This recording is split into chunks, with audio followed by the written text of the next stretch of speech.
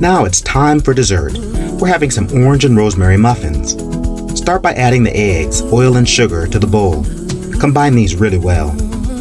Add the sifted flour and dry ingredients in batches. To get a real citrus flavor, add some orange juice and some orange zest, and stir that in to get combined.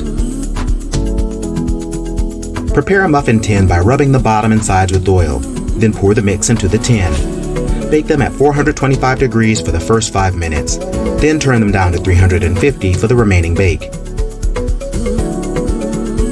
Here's what they look like when they come out of the oven. But wait, there's more. We're going to put a bit of pastry cream in each muffin. And we're going to add some rosemary glaze to each muffin. This has a bit of lemon juice in it as well, to give it some pop. And here are the muffins after they're all plated. There's a rosemary sprig on each one, so people know what they're about to get themselves into. The final wine for this meal is a 2012 Vin Jaune, which means yellow wine in French. It comes from the Jura region in eastern France, and is known for being nutty. If you like sherry, this will be similar. But this is not a wine to eat with the muffin. It's not sweet. This is the wine you sip at the end of the meal when you're chatting about what you just ate.